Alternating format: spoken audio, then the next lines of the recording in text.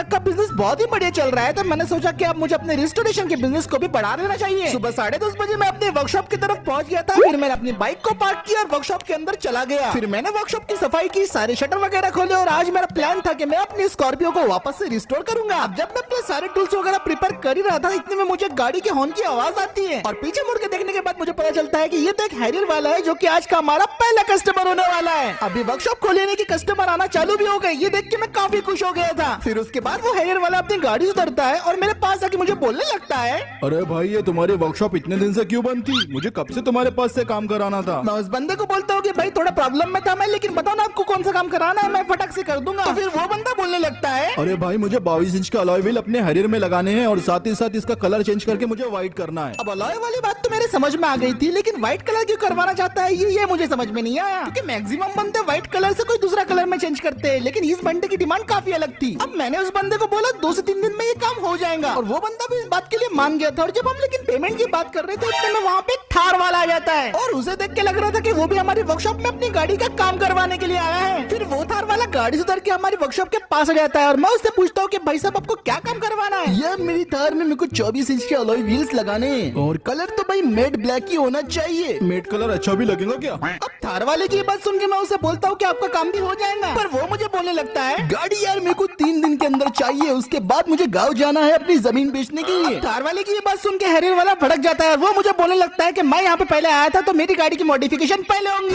ऐसे कैसे पहले होंगी? मेरा काम ज्यादा इम्पोर्टेंट है। अब थार और हैरियर वाला इस बात पे बहस कर रहे थे कि किसकी गाड़ी की मॉडिफिकेशन पहले होंगी और मैं उन्हें सुलझाने में लगा हुआ था। अब मैं उन दोनों को बोल ही रहा था कि भाई ठीक है, मैं दोनों गाड़ियों की मॉडिफिकेशन 4 दिन के अंदर करके दे ही दूंगा। इतने में वहाँ पे एक डिजायर वाला भी आ जाता है और क्योंकि इसने अपनी गाड़ी को वर्कशॉप के बाहर पार्क किया था तो मैं समझ गया था कि ये किस लिए आया है। फिर डिजायर वाला भी गाड़ी से उतर के हमारे पास आता है और मुझे बोलने लगता है, बिडू क्या बोलते, बहुत दिन के बाद वर्कशॉप खोली यार, जल्दी से मेरे डिजायर का फेसलिफ्ट करा दे यार। यार पहले मेरी थार मॉडिफाई होंगी, उसके बाद सबकी गाड़ी होंगी। भाई देखो ये चीटिंग है, मेरी हैरियर को पहले मॉडिफाई करो। अब वो तीनों के बीच में बहस छिड़ गई थी और हर कोई चाहता था कि मैं उनकी गाड़ी को पहले मॉडिफाई करूं। कोई भी रुकने के लिए बिल्कुल भी तैयार नहीं था। मैं सोच में पड़ गया था कि भाई किसकी गाड़ी पहले मॉडिफाई करूं, कैसे काम जल्दी करूं, लेकिन मुझे क्या पता था कि और भी मुसीबत आने वाली है। कुछ ही देर बाद मेरी वर्कशॉप में एक बलेनो, एक MG हेक्टर और एक वर्ना आ जाती है और ये तीनों की तीनों गाड़ियां मेरे वर्कशॉप में मॉडिफाई होने के लिए आए थे। अब मेरे वर्कशॉप के बाहर गाड़ियां और उनके ओनर्स की भीड़ लग गई थी और वो सारे के सारे चाहते थे कि एक हफ्ते के अंदर मैं उनकी गाड़ियों को मॉडिफाई करके दे दूं, लेकिन मेरी वर्कशॉप बहुत छोटी थी, एक टाइम पे एक ही गाड़ी का काम हो सकता था और पेंटिंग जैसी चीजों में तो 2 दिन लग जाते हैं एक गाड़ी के लिए। सिर्फ मैं किसी भी कस्टमर को वापस करके नहीं भेजना चाहता था, तो मैंने सारे कस्टमर्स को बोल दिया कि आप सभी लोग अपनी गाड़ियां यहाँ पे छोड़ के चले जाइए, एक हफ्ते के अंदर सबको उनकी गाड़ी मिल जाएंगी। अब सिचुएशन को देखते हुए सारे कस्टमर मेरी इस बात के लिए एग्री हो जाते हैं और अपनी अपनी गाड़ियों को वर्कशॉप में छोड़ के चले जाते हैं। अब मेरे पास सिर्फ एक हफ्ते का टाइम था और इस एक हफ्ते के अंदर मुझे इन सारी गाड़ी को मॉडिफाई करके उनके ओनर्स को देना था। मैं इस बात को अच्छी तरीके से जानता था कि अकेले रह के और मेरे वर्कशॉप में तो ये काम बिल्कुल भी नहीं हो सकता।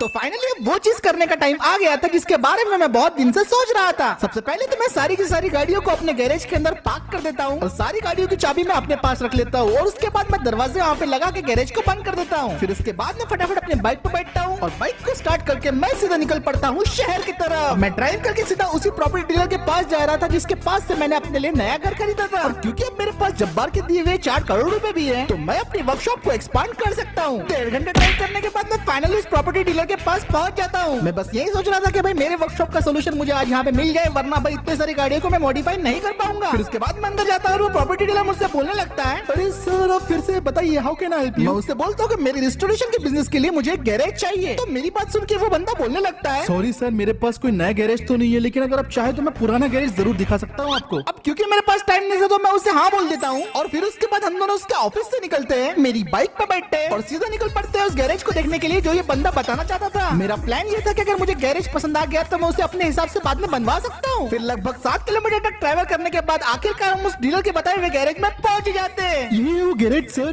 देख लीजिए। अब बाइक से उतर के मैं इस गैरेज को चेक करने लगा। गैरेज तो वैसे काफी पुराना था और इसे बहुत सारी मरम्मत की जरूरत थी, लेकिन मेरे करंट वर्कशॉप से ये गैरेज 3 गुना ज्यादा बड़ा था और यही मुझे चाहिए था। और फिर उसके बाद हम दोनों गैरेज के अंदर का टूर करने लगे। अंदर पहुंचने के बाद कहानी में थोड़ा सा ट्विस्ट आया क्योंकि अंदर से इसकी हालत काफी ज्यादा अच्छी थी और बस इसके ऊपर थोड़ा बहुत काम करके मैं इसे बहुत ही बढ़िया गैरेज बना सकता था। मैंने इस गैरेज की बहुत अच्छे से चेकिंग की और सारी चेकिंग करने के बाद मुझे समझ में आ गया था कि ये गैरेज मेरे लिए परफेक्ट है। तो मैं फटाफट उस डीलर के पास गया और उसे बोला कि मुझे ये गैरेज खरीदना है, बताओ आप कितने कितने में बेचोगे? वेरी गुड सर, काफी अच्छी चॉइस है आपकी। तो ये सारे गैरेज की कॉस्ट हो जाएंगी विद ऑल इक्विपमेंट्स लगभग 2.5 करोड़। ये सुन के ये गैरेज मुझे काफी ज्यादा ओवर प्राइस लगा क्योंकि इसकी कंडीशन उतनी भी अच्छी नहीं थी, लेकिन थोड़े बहुत नेगोशिएशन के बाद मैंने 2 करोड़ में फाइनल इसकी डील डन कर ली और इस गैरेज का ऑफिशियल ओनर अब मैं बन गया था। गैरेज तो मैंने खरीद लिया था लेकिन काम की बस अभी शुरुआत हुई थी। मैंने फटाफट कंस्ट्रक्शन कंपनी को कॉल लगा दिया और जिस तरीके से मुझे अपनी वर्कशॉप बनानी थी मैं फटाफट उन्हें ऑर्डर दे देता हूँ इस चीज का। 1 घंटे इंतजार करने के बाद फाइनली कंस्ट्रक्शन कंपनी के सारे ट्रक्स आ गए थे और वो सारा के सारा वो सामान लेके आ गए थे जो हमारी वर्कशॉप में अपने लगवाना है। फिर ट्रक से उतर के सारे वर्कर लोग हमारे गैरेज के अंदर आ जाते हैं और उनके ग्रुप का ठेकेदार भी उनके साथ ही था और वो मुझे बोलने लगता है, बताइए सर क्या क्या काम करवाना है इस वर्कशॉप के अंदर। मैं ठेकेदार को सारी बातें समझा देता हूँ कि अपनी वर्कशॉप किस तरीके से डिजाइन करनी है और मैं उसे ये भी बोलता हूँ कि वर्कशॉप मुझे 2 दिन के अंदर रेडी चाहिए। ये सब सुन के ठेकेदार बोलने लगता है, 2 दिन छोड़िए सर,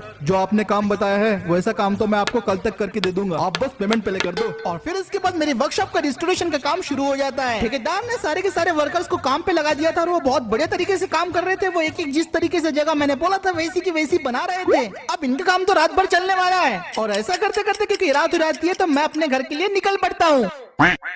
अब अगले दिन जब मैं वर्कशॉप पहुंचा तो मैं पूरी तरीके से हैरान हो गया था क्योंकि भाई ठेकेदार ने जैसा मैंने कहा था बिल्कुल एग्जैक्ट वैसे ही मेरी वर्कशॉप को कन्वर्ट कर दिया था। अब मेरी वर्कशॉप में 1 नहीं 2 नहीं बल्कि 4 कार्स का मॉडिफिकेशन एक साथ हो सकता था। अब मेरी वर्कशॉप में नए टूल्स और एडवांस मशीनें अवेलेबल थी। पहले से बड़ी और 2 एडवांस पेंट शॉप थी जहाँ पे 2 गाड़ियों को एक साथ पेंट किया जा सकता था और पहले के मुकाबले यहाँ पे कई ज्यादा कलर्स अवेलेबल थे। ये सब देख के मैं काफी ज्यादा खुश हो गया था। सर जी कैसा लगा आपको हमारा काम? मैं उन्हें बोलता हूँ कि भाई आपका काम बहुत ही ज्यादा बढ़िया था। ठीक है सर, तो मैं चलता हूँ, अगली बार कोई काम पड़े तो जरूर बुलाना। अब उसके जाने के बाद मैं अपना फोन निकालता हूँ और अपने दोस्त को बोलता हूँ कि जितने भी गाड़ी अपनी पुरानी वर्कशॉप में है वो सारी की सारी अपनी नई वर्कशॉप में लेके आ जाओ। और मैं उसे ये भी बोल देता हूँ कि मुझे वर्कशॉप में काम करने के लिए वर्कर्स चाहिए। और अब सारी गाड़ियाँ वर्कशॉप के अंदर आ गई थी और उनके ऊपर काम एक साथ शुरू हो गया था। मेरी वर्कशॉप में काम करने के लिए मेरे दोस्त ने कुछ टेम्पररी वर्कर्स को भेजा था और इनका काम मुझे अगर अच्छा लगेगा तो मैंने हायर भी कर लूंगा परमानेंटली। अब क्योंकि अपनी वर्कशॉप में 4 स्टेशन थे तो हर गाड़ी के ऊपर अलग अलग काम करने के बजाय अब एक साथ हर गाड़ी के ऊपर काम किया जा रहा था। डिजायर वाला बंदा तो फेसलिफ्ट और पीपीएफ करवाने आया था लेकिन बलेनो वाला बंदा तो भाई जनरेशन चेंज ही करवाने आया था और साथ ही साथ उसे नया पेंट भी चाहिए था। पहले तो ये काम कॉम्प्लिकेटेड था पर इतने सारे लोग होने की वजह से 2 दिन के अंदर ये सारे के सारे काम हो जाएंगे। मेरे ट्रक बिजनेस जैसे मैंने यहाँ पे भी एक मैनेजर हायर किया था जो कौन सी गाड़ी पे क्या काम चल रहा है वो सारी डिटेल मुझे बताएगा। और देखो तुम लोग नीचे सबसे पहले इसके पैनल निकाल दो, पैनल निकालने के बाद अपन चेसिस अच्छे से बिठा देंगे और उसके बाद डोर्स वगैरह लगा देंगे, ठीक है? अब जब तक ये काम चल रहा है मैंने सोचा तब तक मुझे देखना चाहिए कि भाई मेरे वर्कशॉप का इंटीरियर कैसा है जो स्पेशली मैंने अपने लिए डिजाइन करवाया था। सबसे पहले तो ये हमारे जनरल कंप्यूटर है और इसी के अंदर हमारी गाड़ियों का सारा डेटा होता है और इसके बाद ये रहा मेरा ऑफिस जो पहले के मुकाबले काफी ज्यादा शानदार और बेहतरीन है और मेरे इस कैबिन की खिड़की से मैं सारा काम होते हुए आराम से देख सकता हूँ। फाइनली 3 दिनों के बाद सारी की सारी गाड़ियां मॉडिफाई हो चुकी है और जो कस्टमर की डिमांड थी वो सारी की सारी हमने फुलफिल कर दी है। 2017 डिजायर को हमने फेसलिफ्ट में कन्वर्ट कर दिया है। उसके बाद हमने 2016 वाली बलेनो को कन्वर्ट कर दिया 2022 वाली बलेनो में। अलॉय व्हील से लेके बॉडी सब कुछ इसके अंदर अब न्यू है और जैसा थार वाले भाई ने कहा था हमने इसके अंदर मैट कलर का ब्लैक पेंट मार दिया और इसके अंदर अब है 24 इंच के अलॉय व्हील्स। वरना के अंदर तो भाई बस कलर चेंज हुआ और पीपीएफ हुआ लेकिन हैरियर का लुक तो अब भाई काफी ज्यादा जबरदस्त हो गया है पहले से। कस्टमर के कहने के मुताबिक हमने इसे लेक्सस व्हाइट पे पेंट कर दिया है और 22 इंचेस के अलॉय व्हील के साथ ही शहर में अपनी धमाल मचाने के लिए तैयार है। पर सबसे बढ़िया और सबसे ज्यादा काम तो हेक्टर के अंदर हुआ था। इसके अंदर नए अलॉय व्हील्स, एक्सेसरीज, नए ग्रिल और काफी कुछ चेंज हुआ था जिसकी वजह से हेक्टर एकदम 20 मोड पे आ गई थी और काफी ज्यादा बवाल लग रही थी। ये सब देख के मैं काफी ज्यादा खुश था और मैंने अपना फैसला कर लिया था कि ये सारे के सारे वर्कर्स को मैं परमानेंट अपनी वर्कशॉप के अंदर हायर कर लूंगा। और फाइनली अब सारी की सारी गाड़ियां डिलीवरी के लिए तैयार थी। जैसा कि मैंने कस्टमर्स को प्रॉमिस किया था कि ये सारी की सारी गाड़ियां मैं उनको 1 हफ्ते के अंदर डिलीवर कर दूंगा तो कल सारी गाड़ियों की डिलीवरी है और इन सारी गाड़ियों से मैं लगभग 50 लाख प्लस का प्रॉफिट तो कर ही लूंगा। तो फिर इसी के साथ आज का वीडियो यही खत्म करते हैं। वीडियो पसंद आया तो लाइक और सब्सक्राइब जरूर करो। कमेंट करके बताओ कि भाई कौन सी गाड़ी के मॉडल